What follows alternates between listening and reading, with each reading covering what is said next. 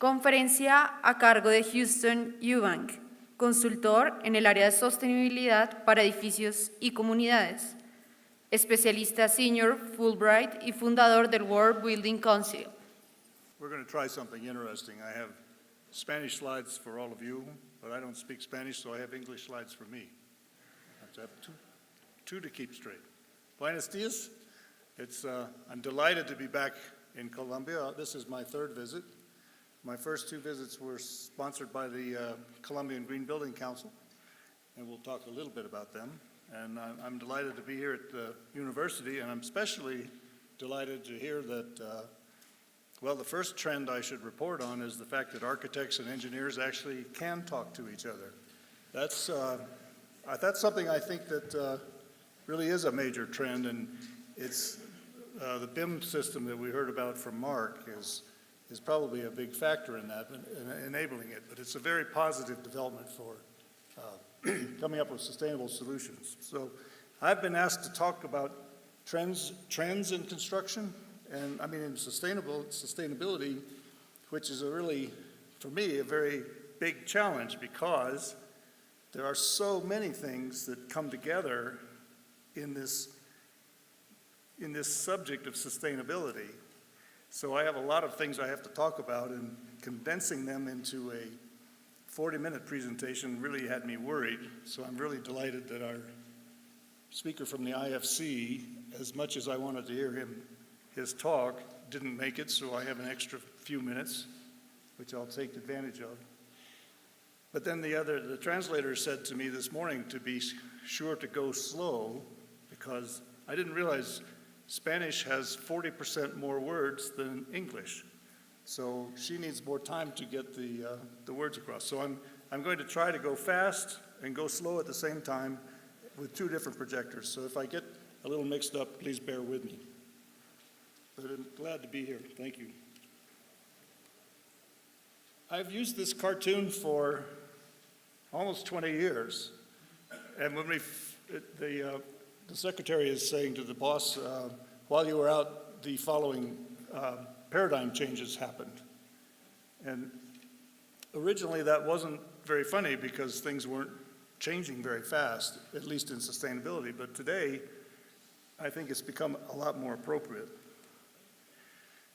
The cartoonist Robert Crumb, who was responsible for Mr. Natural, Fritz the Cat, Keep on Trucking, drew these cartoons showing the sort of evolution from over maybe 200 years in North America, from a beautiful, pristine, pastoral, rural scene through hundreds of years to what we have today in most cities, this urban strip of really confusion and not a very pleasant environment. And then he went on and said, well, what does the future look like? And he has three scenarios. One is, of course, the possibility that we go off the cliff and we have a big disaster. One is that we have peace, love, and happiness, and everybody's happy and green, which would be nice. And then he has the sort of fun future, the techno-fix. Technology will solve all of our problems. I think the truth is somewhere closer to the vision that was in the movie Blade Runner, which was 25 years ago. And I understand they're coming out with a new version. But I think the future is going to be another layer or many layers applied to what's existing. And in fact, that's one of the big trends, one of the big issues that we have to deal with is the fact that 2030 now is not that far away, but probably 85% or more of the buildings that will exist then exist now. And we'll talk a little bit as I go through my slides about what can we do about that, because that's one of the big issues. And by the way, I wanted to say that I totally agree with Annie's conclusion that the problem is not about technology, the problem is about people. The real issue, I'll talk a lot about technology, and I should have put in slides to talk about how do we get people to think differently and solve problems differently and see the world differently. For me, I've been trying to change things for 20 years, and it's kind of came late to the conclusion that it's not about technology, it's really about people. So I'm glad to be doing this at a university. I hope how many people are students? How many students? Quite a few. Very good. You're the future. You guys make the difference. So pay attention. We got a lot of work to do. Well, let me change hands because I have a green laser, not a red one. So here's, everybody can identify with what's happened through history, and here we are today. The question is this person capable of operating a planetary operating system?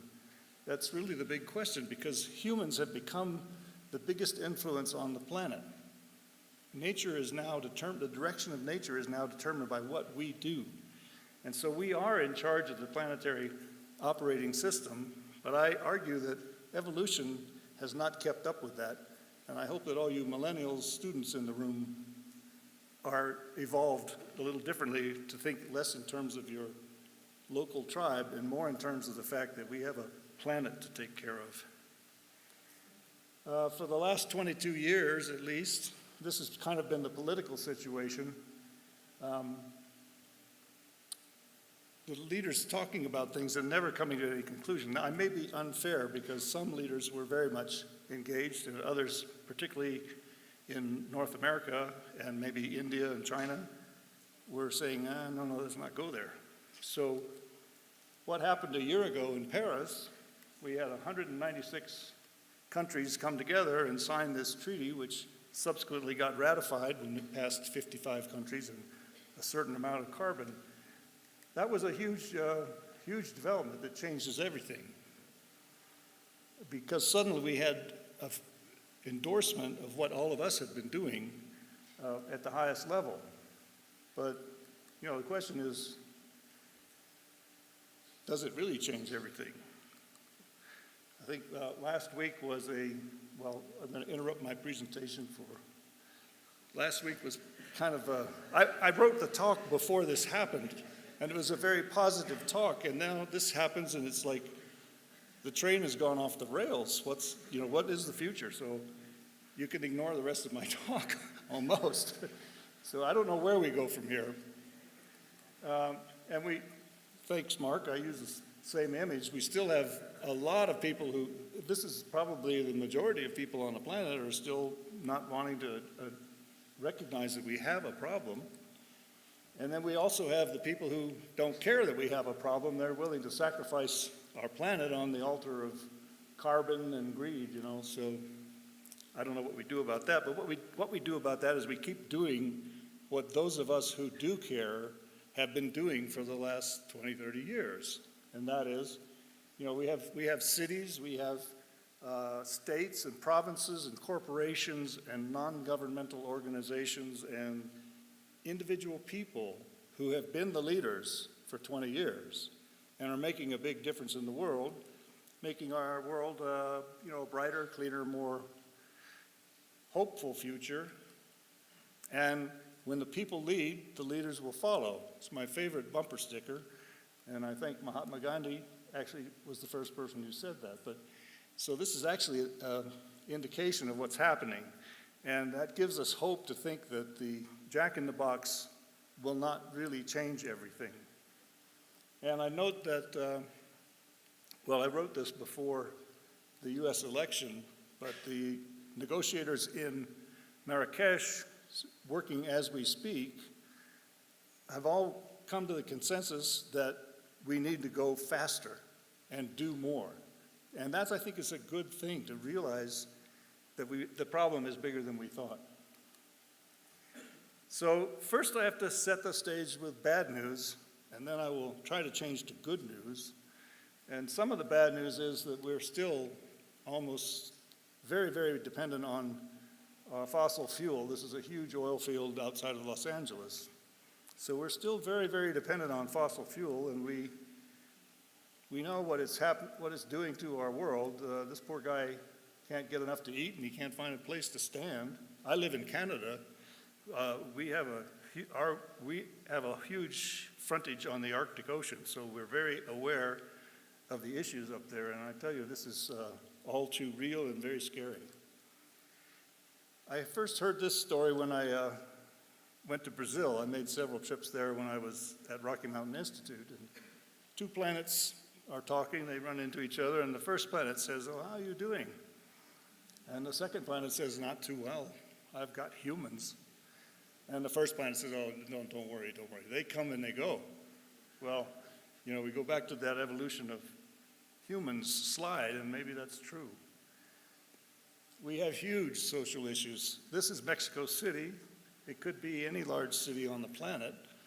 And I mean, we don't even have time to go into it. Just mention that that's part of our framework that we have to operate in. And I was glad to see Mark talk about the triple bottom line because, you know, we have financial, everybody understands the environmental we're speaking about, but the social component is going to be key to making any of this stuff successful.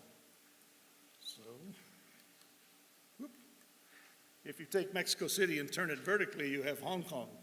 When I first saw this slide, I thought, this can't be, but this is real. This is not Photoshop. These are apartment blocks in Hong Kong. So we, you know, the population, size of the population is really a big part of the issue. I was born when the population was less than, 1920? Okay, less than 4 billion. So it's doubled in my lifetime.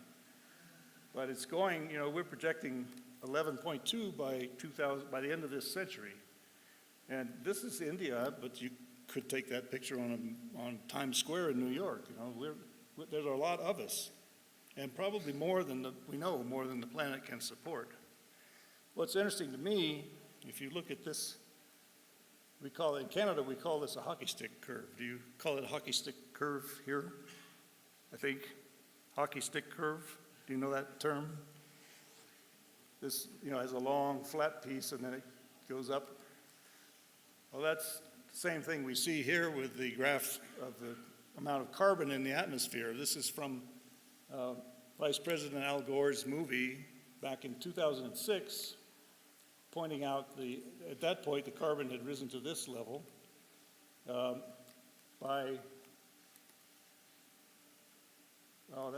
that's in the wrong place. By 2013, we had gotten to this level, and by 2035, we're going to be at 450 parts per million. And when we get to 450 parts per million, we have some pretty dire consequences, and this is predicted by the UN's International Panel on Climate Change. So it's that's a fairly conservative source, but they say that if at 450 parts per million CO2, we will trigger potentially irreversible glacial melt and sea level rise out of humanity's control. So we have basically, maybe to the end of the century, no, we have till 2035 to really figure it out and change how we deal with the world. I don't even have time to talk about these issues, which really give us pause. I mean, we have to work against trends like this, wars, and terrorism, and dislocations of people by conflicts and by natural disasters, but also by climate change impacts such as rising sea level. So, you know, we have a very aggressive framework and a very short time to do what we have to do. Some countries, China, is ahead of us in their perception of the problems to the point that they now are imposing the death penalty. They have given the courts the power to impose a death penalty on serious pollution. And that happened because people were fed up with it. They said, no, we can't live like this. And the government realized it because of the costs that they have to pay to deal with the effects. They recently announced a major cutback on building coal-fired power plants, which I at first thought was a total ban, and then I found it was only on certain parts of China, and then I found that it was mainly driven by a reduction in the demand of electricity. So who knows whether that's real or not. I would like to think that it is and that it will prevail. But again, we have human nature to contend with. The fact that the demand in electricity is down is a major trend, and we see that all around the world happening, where the gross national product of many countries continues to rise, but the amount of electricity required to produce that result is level or even diminishing. So we have lots of consequences of this. Parts of the world are uninsurable, and we know the speed of our change is increasing. And I think it was the World Bank is saying that we're on track to go to 4 degrees centigrade by the end of the century, not the 2 degrees or the 1.5 degrees that the negotiators in Marrakesh are hoping for. At the same time, we have huge water issues. There's not enough of it. People can't get it, and we're pumping the planet dry. So we've got to deal with all of these things. We're killing our coral. I told you it was the bad news, but I'll finish the bad news soon. We're killing off our coral reefs at an amazing rate. This is my neighborhood where we're no ice left. This is an example of a crash in a natural resource that's overused.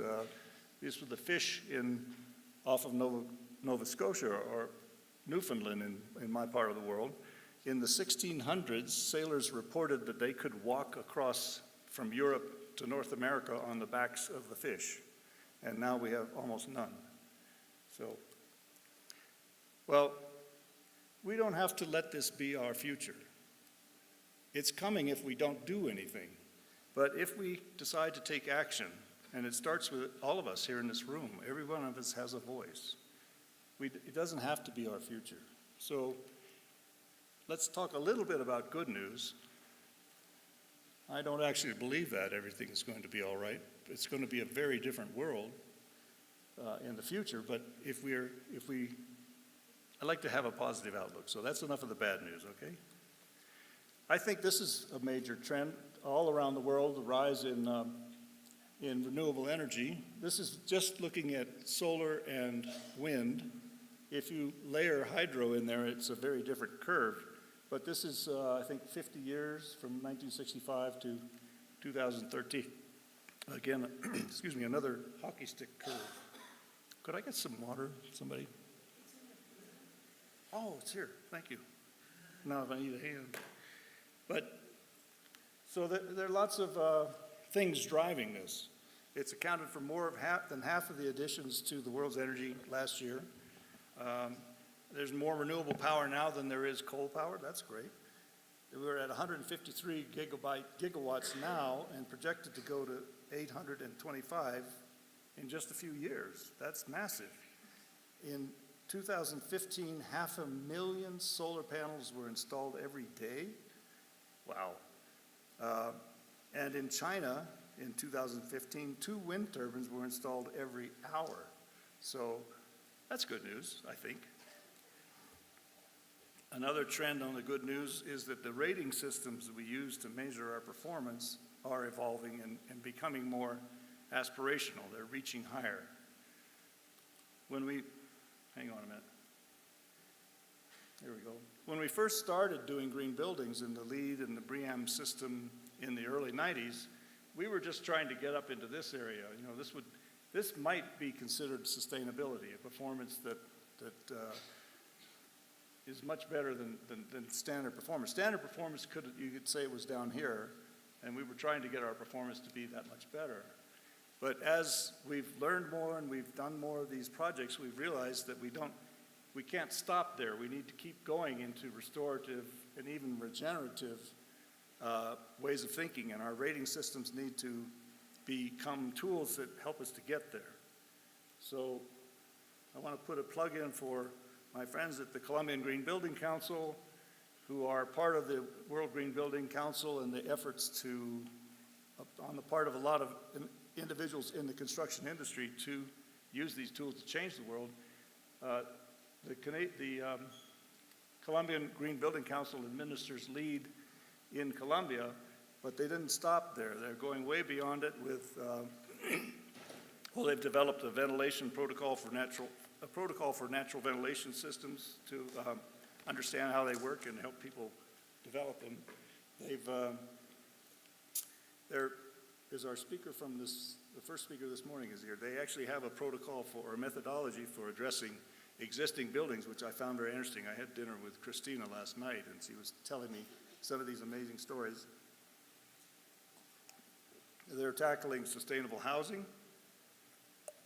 They have guidelines for sustainable urban planning. They're working with the Ministry of Education on educational classrooms. They are part of the UN program to promote this building efficiency, energy efficiency accelerator. Christina, is that for existing buildings? No, okay, for new buildings. And they've just been appointed by the Mayor of Bogota and the World Resources Institute for, to promote technical support to the capital. So you have locally some really great resources that are really doing, I think, world-leading things. I should mention that Christine has just been elected to chair the World Green Building Council, which now has, there are people in over 100 countries that are developing rating systems, and it's, I think that's quite an honor to have coming home to Columbia. This is similar to the chart that Annie showed earlier about the development of rating systems over the past 20 years, how they've expanded, and I think this is kind of a general graph of how widely they've been adopted. I had problems with LEED because I didn't think it went far enough, and I'm glad to hear that people, well, actually the U.S. Green Building Council is taking it further, and people like the Colombian Green Building Council are applying that locally and developing more regenerative and restorative systems locally. But, there's, we have also new systems emerging that try to leapfrog, because LEED became very established at one point and it was having a very difficult time changing. So new systems were started to try to address that fact. One of them was called the Living Building Challenge, which they described it themselves as a paradigm shift. What if every single set of design and construction made the world a better place? That's a very interesting way to look at it. And they were kind of taking the approach of benchmark your performance against sustainability, define sustainability, and then how good are you doing in comparison to that. So they have 10 imperatives. I think you have to do all of the imperatives. It's not just a checklist of best practices, so it's pushing you a little harder. And I just heard about this one last week, called One Planet Living, which comes out of the UK. It's a set of 10 principles which are equally ambitious to the standards by the Living Building Challenge. And in fact, they're even slightly more comprehensive. And what intrigues me about this system is that they require you to take a 20-year perspective when you plan your project and then report annually on your progress. So that's, starting to take the mindset from instant gratification to kind of a longer term look that we really need to reach the true definition of sustainability. Sorry. I'm getting confused. There we go. This was a program that we learned about in Mexico City in October, actually it was Monterey, October 2006, from the World, oh, you can't see it, I'm sorry. It's the World Business Council for Sustainable Development. How many people have heard of that organization? A few. That's like 200 of the biggest companies on the planet employing, I don't know, they have a $15 trillion flow through of money. So it's a major, major business and a very serious business organization.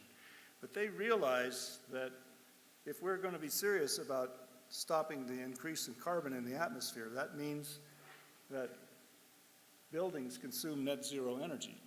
So that began a trend. They did a very serious 3-year research project, and these are businesses that understand that their future depends on the ability to provide products that meet this requirement. Why is net zero energy important? If we continue doing what we're doing, the carbon obviously continues to rise. Obviously we need to change, so they looked at how much do we need to change, and they realized that it basically means every new building has to be net zero, a net zero emitter of carbon, and then we need to talk about existing buildings. So that was their framework.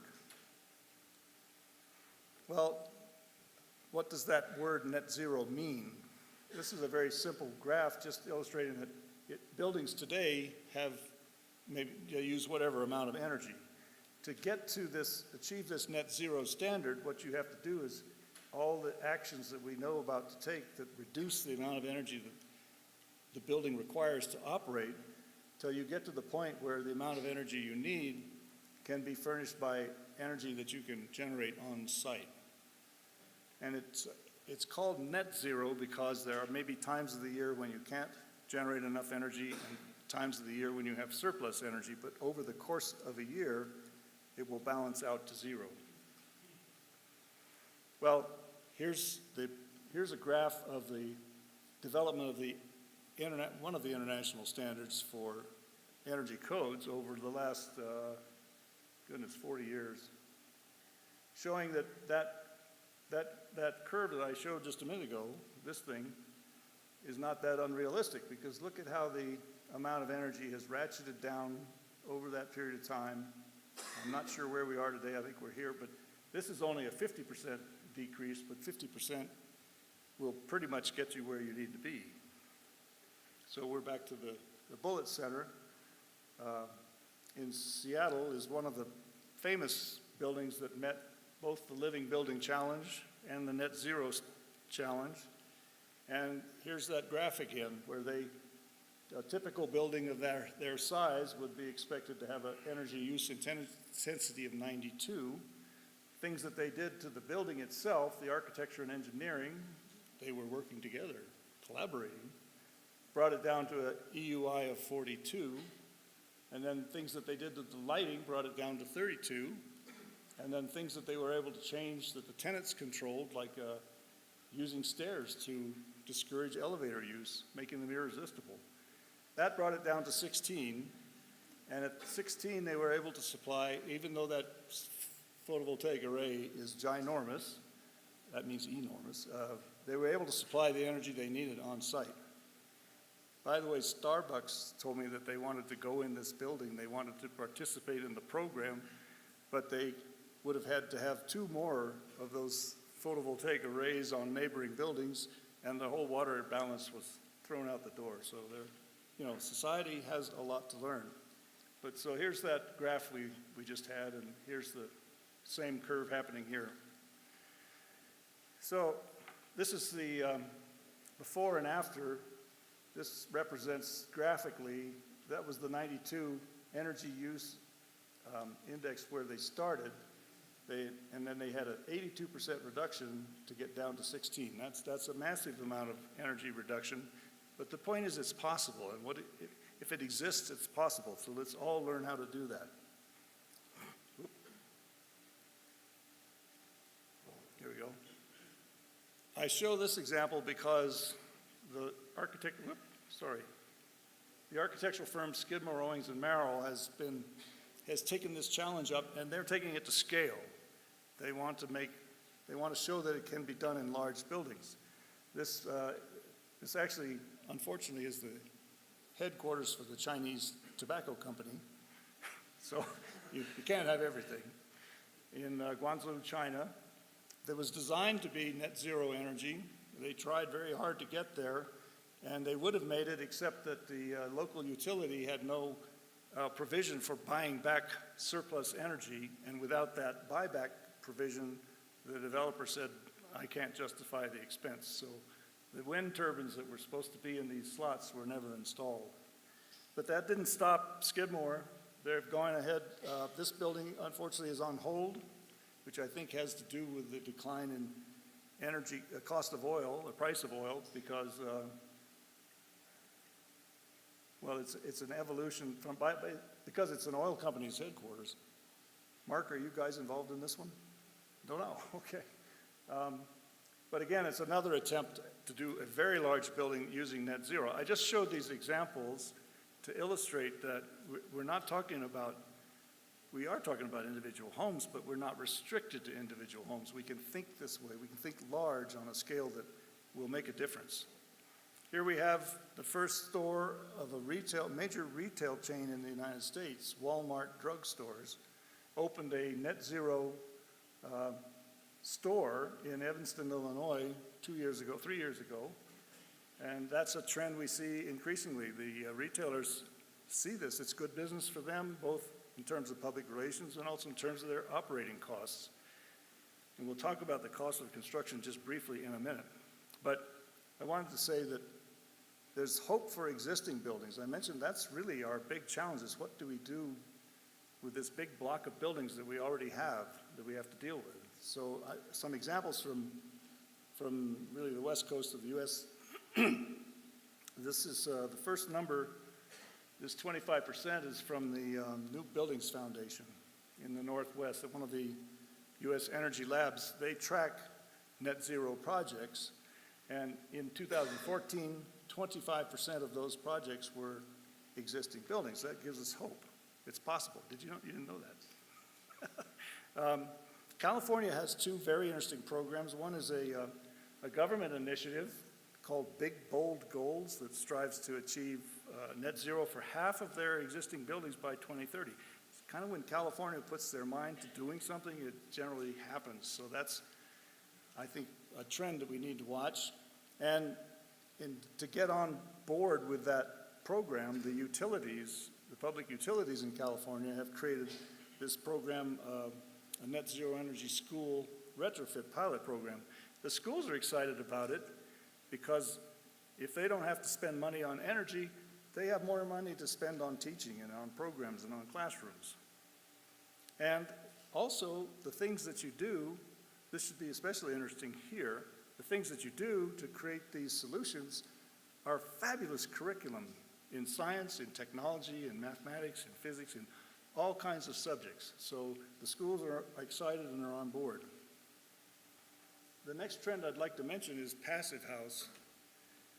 I don't know if anybody's alluded to this one, but it's an evolution from where we used to be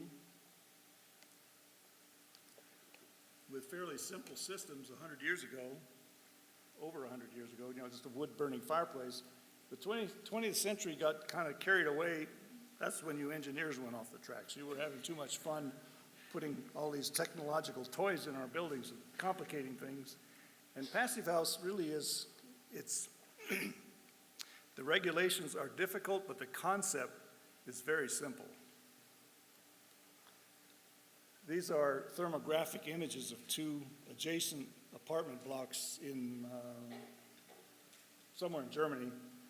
And obviously this is a traditional, very inefficient building envelope that's leaking energy, and this is a passive house building with much more efficient walls. The blue color means less energy is being lost. And we have red windows over here, which are up on this part of the scale compared to green windows here. So passive house really is all about optimal thermal comfort. You're not giving up comfort, but doing it with very low energy requirements. They claim their buildings, and I believe their buildings can require 90% less energy to still be very comfortable buildings. And they do it with five basic technologies, fairly simple technologies.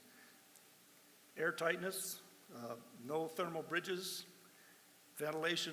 They're ventilating the building so you have good, healthy air, but you capture the heat or the cold that you need to keep in the building. You use very high-performance windows, and your thermal insulation is optimized. So basically you have a thermos bottle that has healthy air coming in and out. And the comfort equation is something very interesting to understand. Some examples, this is in Friedberg, which is a very progressive city in terms of energy. But this project is a passive house project that generates 4 times as much energy as is consumed in the project. So if it exists, it's possible. Let's do this all over the world and do it fast. The passive house people, because of the word house, I think, people think of small scale projects, but it's increasingly being scaled up to larger scale projects. This is a developer in Kansas City, Missouri, of all places, who's figured out method building to produce. It would be interesting at your construction management conference just to talk about what he's discovered. But here's a project with 276 housing units that's punching a lot of green tickets, including passive house. This is a 26-story high-rise tower being built in New York City for a program from Cornell University. It's passive house. It's almost completed. And there are other buildings on this scale emerging around the planet. So this trend is emerging very quickly, and I think it's one to watch. Another major trend that is also getting a lot of attention because we're seeing the problems more and more is resilience. This is a picture, I think, of Sandy Hook right after Hurricane Sandy came through. All those houses basically had to be torn down. But how can we learn to address this changing climate and make our buildings so that they can survive and continue to operate?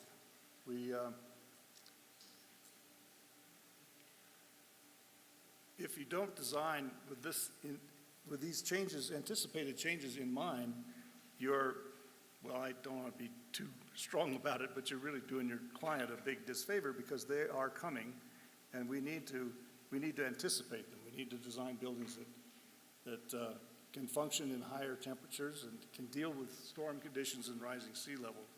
It's frustrating because we don't know exactly what those changes will be. We need to make our best efforts to anticipate them, what the time frame will be, how much risk are we willing to accept.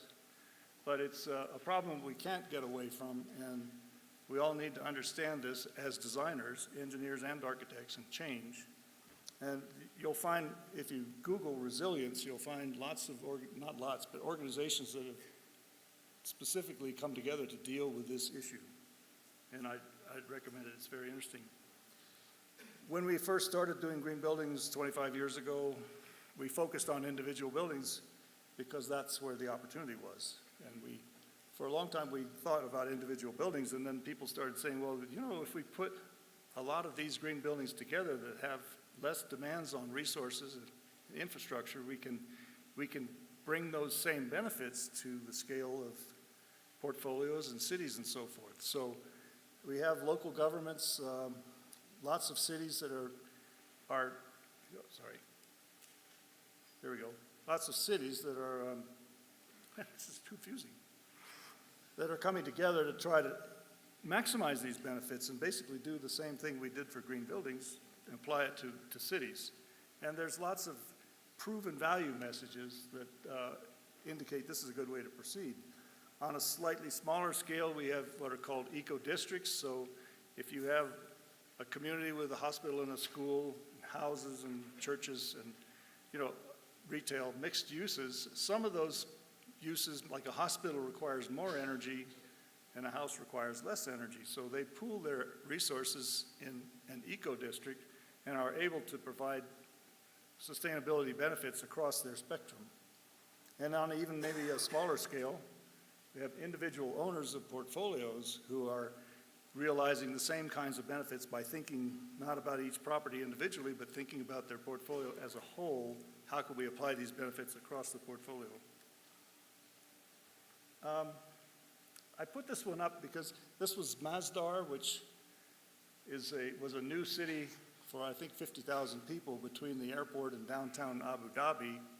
And it had very, very ambitious goals when it started out. It's run into all kinds of problems. But I saw an interview with Norman Foster, the architect or the planner, and the interviewer was very unfriendly in trying to tell him how stupid he was to even attempt to do this, And I loved his response. Was basically, he said, why isn't every city being designed this way? Why aren't we all thinking this way? We need to, we need to solve big problems, and this is the kind of experience we need to have. It goes to your point about we make mistakes and we learn from our mistakes. How much does all of this cost? The common, or what do you call it? The conventional answer is, green building adds a lot of cost to your project. There's an increasing amount of evidence and documentation that if you do green building right, it does not increase the cost of your project. We've assumed for years that to be green, you add things on. You add on photovoltaics and expensive glass and so forth. That's not the equation. When you add things on and you take things out, and the net cost doesn't cost anything if you do it right. And the trick we need to learn is how to do it right. There are lots and lots of examples of how to do it right, so your costs are under control. I could show you documentation, but I'm almost out of time already. And then we have emerging standards that look at other areas. There are some standards that are looking at social issues. This one is coming on again, like in the US we'd say gangbusters. It's coming very fast. I think this was launched maybe 2 years ago, a year and a half, but it's a very complex, difficult, aspirational standard that I thought was going to take a long time for any uptake, but that's not the case. We already have a well building here in Cali in Colombia, so it's spreading very fast. People are very concerned about their health, especially as we see the example in China of people being very sick. So the well building standard, watch out for that one, and get on board with it. We have certified well building designers in Colombia. It's looking at seven conceptual areas: air, water, nourishment, light. But they bring in fitness and comfort and even your mental state. So it's all about the people. And we'll get back to that in just a minute. And then in the area of design, I kind of started at 40,000 feet and I'm working down. In the area of design, there are many things happening. This biomimicry has been around for 20 years or more, where now we have biophilia. We'll just talk very quickly about what those are. We already talked about resilience. I think that integrated design is becoming more mainstream, and that's where we get the engineers and architects to really collaborate. I teach a 3-day course on that. And actually, I'll be doing a brief workshop on Friday morning. And I don't know if we're oversubscribed or undersubscribed, but there may be seats available to talk about integrative design for 4 hours, which I can do easily. Mark has already given us a really good rundown on what's happening with BIM. But the big news for me is that, 20 years ago, we were toying with the idea, and today it's becoming a mainstream practice. That's important. And then there's all the kinds of construction management tools that are evolving, and again, I think you people know more than I do. Mark showed a few of those. Biomimicry is just the idea that nature has solved many, many problems over the course of evolution, and we can learn a lot by studying those solutions. The trick really was the biologists and the engineers speak different languages. So the Biomimicry Institute set out to create a database where the biologists would describe what they're doing in their language, and engineers could describe their problem, and it would kind of match them up, and you could find examples in nature where your solutions are. Biophilia is just the idea that we ourselves are nature, and we need natural things to make us comfortable, to make us as effective as we can be, to make us healthy and productive. And the biophilic design is how to do that in buildings. If you want resources, I'm happy to give you resources. By the way, because I'm going so fast and covering so many things and just really outline, my slides are going to be available on the website. You're welcome to download them, and I'm happy to take questions if you want ideas about where to find more resources. This was a major study funded by UTC, big corporation and run by Harvard and Syracuse University. And results came out just over a year ago. But they physically built 3 different situations of levels of environmental friendliness in 3 office situations: conventional, green, and then an enhanced green version. And they studied the impacts that these 3 different versions had. And they looked at crisis response, information usage, and strategy. And in each one of those cases, there was a substantial difference in the people's ability or their productivity, their ability to function. And on the order for information usage, it was almost a 300% difference for the enhanced space. Those are very big numbers. Remember that when we get to the next graph.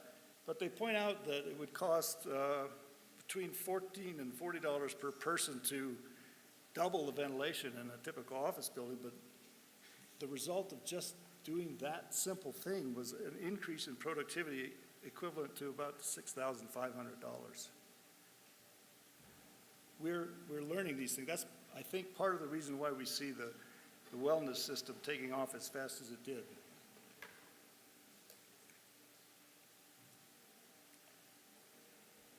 This was work done by the U.S. Department of Defense, looking at the cost for one individual workstation over the life of the building for 30 years. And the point here is that if you have a 3.7% increase in productivity, it pays for construction, operation, and maintenance for the entire life of the building, a 3.7% increase in productivity. And we just saw on the previous slide increases on the order of 300%. So this is where the economics of green building become incredibly attractive and why we see green building being used as a definition of Class A office space today. And this is in the category of resilience.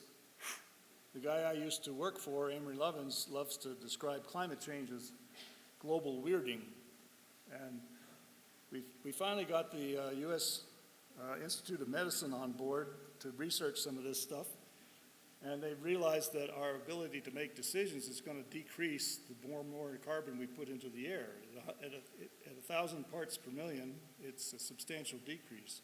What that means for us as designers is we need it to make our buildings resilient. We need to provide a lot more fresh air to counteract that increase in carbon in our buildings in the future.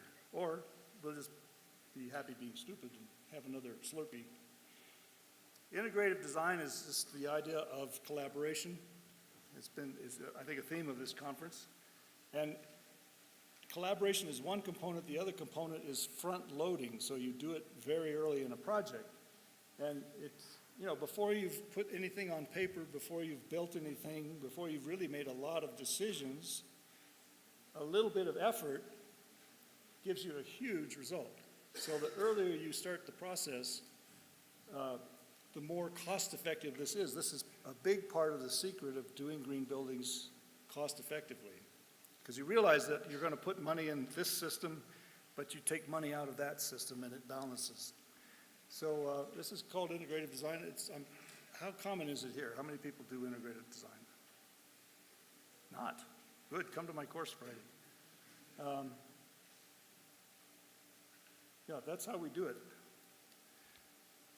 Mark's already talked about BIM and said a lot more than I can. As I mentioned, the important thing for me to include it as a trend here is the fact that an increasing number of architect and engineering firms are using it and seeing the benefits. We still have a long way to go in terms of realizing the optimal capacity of it, but I haven't practiced for 20 years. I've been doing green buildings, and 20 years ago we were just talking about the idea. I'm glad to see that now it's actually being taken up in a big way. Part of the problem is we have just this massive increase in data, 65 times increase in data since 2004. What was interesting to me in these graphs is the data is not coming from our laptop computers. That line is basically level. Where it's coming from is our smartphones and our tablets. That's where the increase in data is. So then we have tools evolving, like Mark showed one. This is another one from PlanGrid, a little company I like, where all of your documents for the building are in real time, accessible on your tablet in very quick. They load very quickly so that it's not you don't have to stand there all day waiting to see the drawing.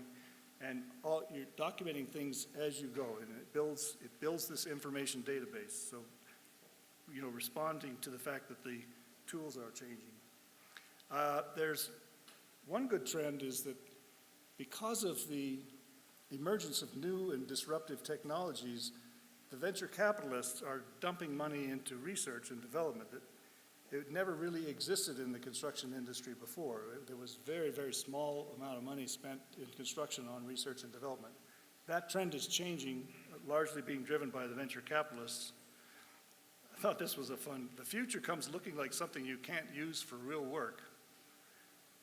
I remember when Skype came out, I have a very funny Skype name because I didn't think anybody would use it for business.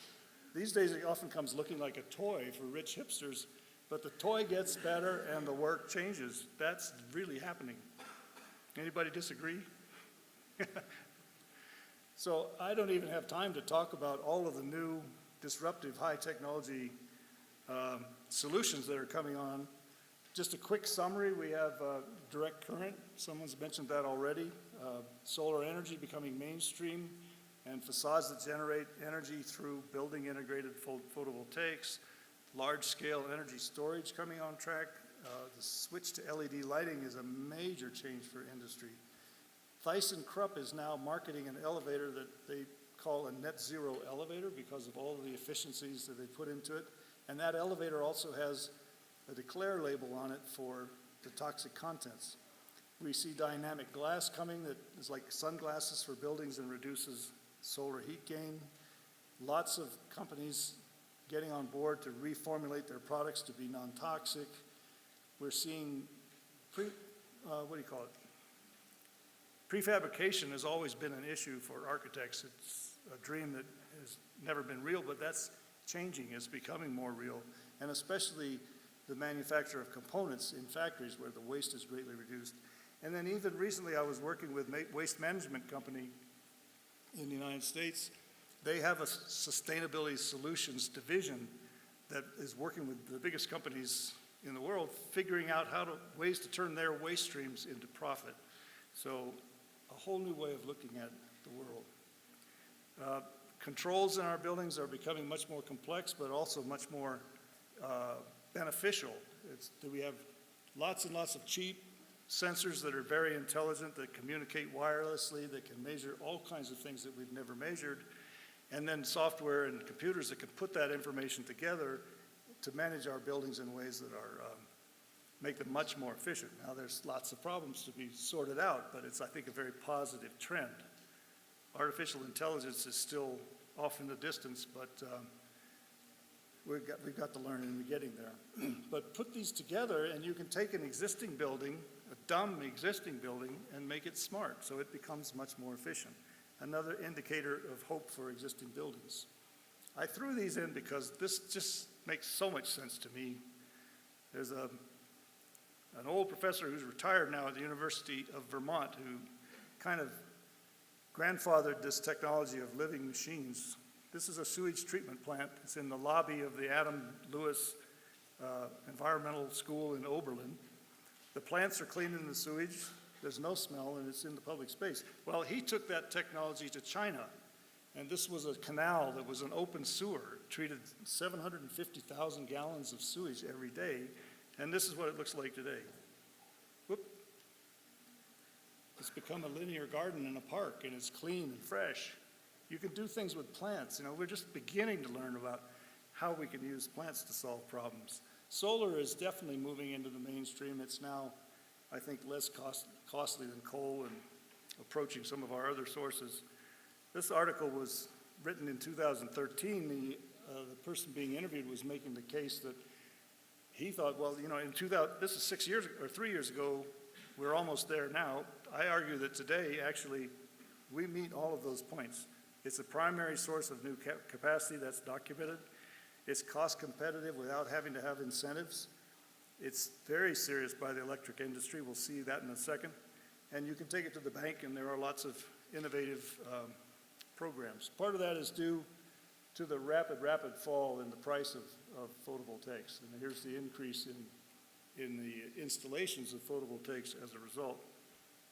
So the next major trend is this transparency and a focus on toxins, which ties into this focus on health that I talked about. I told you there's a lot to talk about, so pardon me for going so fast. We've had this EPD tool for 25 years. It's a ISO standard. It looks at environmental impact, or life cycle assessments rather, to describe the impacts of a product, but they didn't look at health impacts. So actually a bunch of manufacturers, led by a bunch of non-government organizations, got together primarily in the United States and created this health product standard to look specifically at the health impacts of these. That standard is now pretty well defined. It's been piloted and tested and now available. But they're not alone. We have this multitude of other standards out there. Perkins and Will, a design firm, has really led a lot of the charge on this because they realize they have responsibility to their clients not to put them in unhealthy conditions. But we have Living Challenge, which we mentioned. They have their own label. Pharos is a database, an information source, and then lots of screening tools and standards. The problem is that it's a very, very chaotic subject, as this slide illustrates. In green are the names of a few of the chemicals that we're worried about putting into our products that have very bad health effects. And the different circles or ovals represent different programs that look at some of the chemicals, but not all of the chemicals. So we need to develop this a lot more. It's interesting to me, the only system on here that encompasses all of the chemicals listed is the California toxic controls. So there's hope, but that's a new developing area. Our corporate behavior is also changing in very positive ways. Being a good steward of the planet is now a way to differentiate your business and also increase your profits. But this was an economist at the University of Colorado who said anyone who thinks that exponential growth can go on forever on a finite planet, our little blue dot, is either a madman or an economist.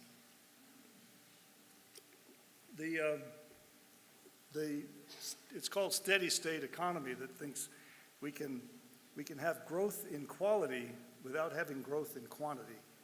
And that's been around for 30, 35 years by some really preeminent economists, but it's never really taken hold. I argue that that's a trend that we'll see emerging, and that some of the things happening in business are reinforcing that. So we have a realization that our economy needs to protect our natural resources and not destroy them. Historically, we've just taken our resources for granted and just taken them and used them and then thrown them away. We need to realize that that's not sustainable. But wealth is becoming more closely tied to the environmental performance. It's part of the definition of companies. We'll see here that green companies have outperformed non-green. I'll show you a slide in a second. The companies are prospering. I'd like to see some of your data because this is by Siemens, certainly not a small company. They found that the green building market is outpacing the overall market by about 30%, and that even in the 2008 depression, really, the green building was the part that kept going. So let's talk. And sustainability is becoming a vital strategy for businesses. This is just looking at the Dow Jones Index of Sustainability, and over a 10-year period, these are the top 20% of the companies in terms of companies that took measures to make their performance more environmentally friendly, and the bottom 20%, and a 35% spread between those two over 10 years is certainly going to get the attention of business. Whoop. There we go. Germany has been leading the charge to defossilize their energy supply. A lot of people thought that their grid was going to explode, but they operate many days at 100% renewable energy, mostly on weekends, but they're still getting there. 100% renewable energy. That's been a big change for them. In fact, it's a big change for all utilities, and the progressive utilities are addressing this. Less progressive utilities are fighting it, but lots of big changes are changing their business at the root level. They have declining revenues, they have increasing costs, and their profitability is going out the window. And it's ironic that the more expensive the electricity becomes on the grid, the more that inspires us to do things that are renewable energy, which now is becoming cheaper. It's been labeled by several people as the utility death spiral. And we realize that the utilities need to identify new strategies in order to deal with it. This is that project we saw earlier in Germany that generates 4 times as much energy as it consumes. And I want to talk just a little bit about one utility's response. RWE is Germany's second largest utility, 24 million customers. But because of PV, the cost of wholesale electricity has gone, in some cases, it's gone negative, which is kind of hard to imagine. It's like the Japanese having a negative interest rate. Their share price lost 1/3 of its value in 3 years. This data is a little old. But their response, instead of burying their head in the sand, was to say, how can we use these changes to create a new business model? And so they're switching from a prosumer to a prosumer model from a consumer model. And that's behavior that I think is really important tool for us to use going into the future. Their guiding principle is switching from volume to value. I'm almost there.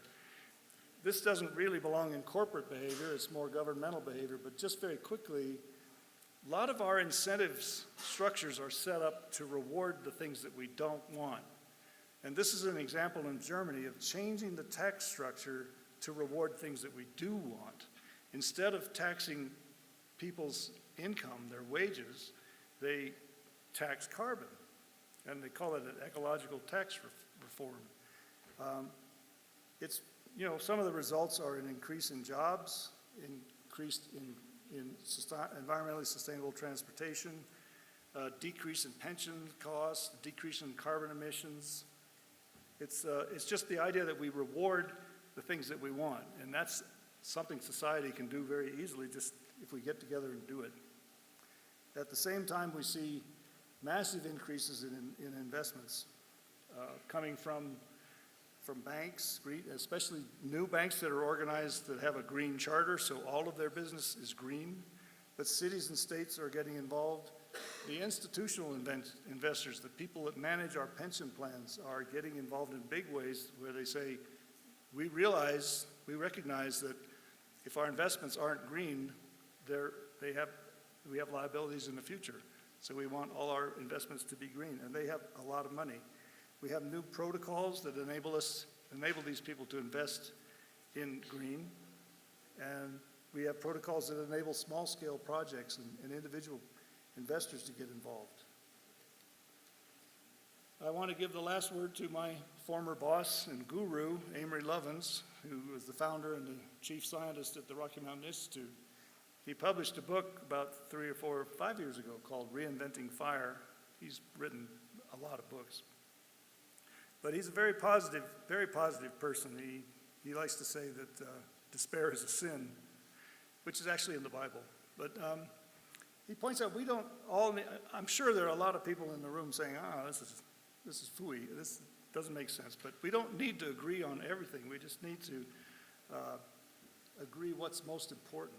And that if we focus on, positive outcomes going into the future, that's the way to really address our problems. Jared Diamond, in his book Collapse, said that the future is up for grabs. It's lying in our own hands. I don't know where we're headed, but if we don't need the new technologies to solve our problems. It's really about the people. We only need the political will to apply solutions that are already available. So I will leave you with that thought. Instead of these guys in the mud puddle, each of us could become one of those visionary leaders to take us where we want to go. Earth is calling, will you answer? I'll be around for the rest of the conference. I've had a very interesting morning, and I'm enjoying meeting some of you people. I'm looking forward to that, and I hope you'll come out for my workshop on Friday. So thank you very much.